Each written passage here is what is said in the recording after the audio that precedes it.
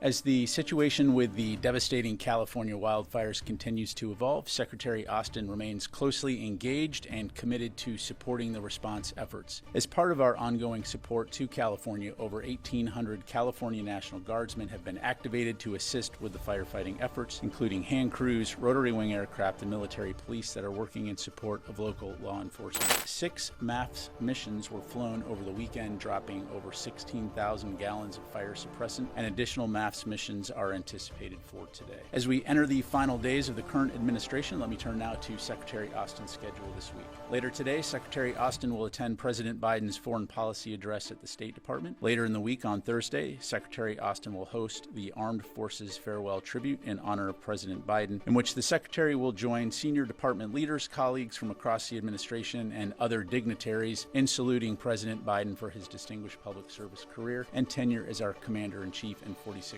President of the United States. Then on Friday, Chairman of the Joint Chiefs of Staff, General C.Q. Brown Jr., will host an Armed Forces Farewell Tribute in honor of Secretary Austin. Can you clarify so these 10 helicopters and the 500 active duty troops are still on standby? They've not been used at all, right? Correct. Is there something else that California is asking for? Are people looking ahead to reconstruction? I mean, it seemed pretty odd that they've been struggling to fight these fires and they haven't used these additional assets. Yeah, well, I won't speak for the state of California. I mean, as you heard me say, they've increased the number of National Guardsmen that have been activated, upwards of 1,800 now. And of course, as Sabrina highlighted on Friday, we are doing everything we can to lean as far forward as we can to be prepared to support the needs of the lead federal agencies. Different topic. Can you give us an update on the Ukrainian battlefield? Does Putin indeed have the upper hand right now?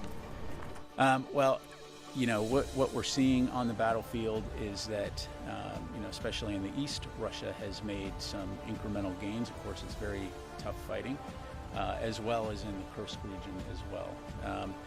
But when you talk about the upper hand, of course, tactically, again, other than those incremental gains, what you're seeing strategically is that, again, Russia has not achieved any of its strategic objectives that it set for itself almost 3 years ago. Broadly, given that it's his last week in office, has the Secretary had time to reflect on sort of the past 4 years, and what does he believe his legacy is in this job that he's had for 4 years? Yeah, thanks, Idris.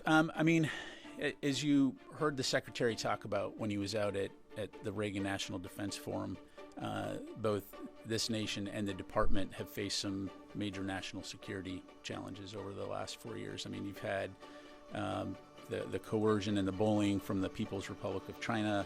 You've seen Russia's invasion of Ukraine and malign activities from Iran, North Korea, and terrorist groups. But in those same remarks, you heard Secretary Austin also talk about the fact that this country and the international community have stood up to President Putin. We've stood up to North Korea and to Iran and to Hamas and Hezbollah. And so during his tenure, Secretary Austin has been guided by his 3 priorities of defending the nation, taking care of our people, and succeeding through teamwork. And employing those priorities as the North Star, as well as the National Defense Strategy, has really helped the department stay focused on the right things when it comes to addressing the challenges that we have faced. And as you've heard the Secretary say in his last several engagements, he could not be more proud of the service members and the DoD civilians who are protecting our nation every day. Picture question. Why wasn't the DoD able to spend all the PDA authorization for Ukraine? Well, again, these are authorities, and you're going to look at balancing readiness, replenishment, but these are authorities, not necessarily the funds, right? So that authority will get passed to the next administration, and it'll be their call on whether they will choose to or employ that authority to expend those funds. Thank you. Joseph. Thanks. One on Yemen, another on Iraq.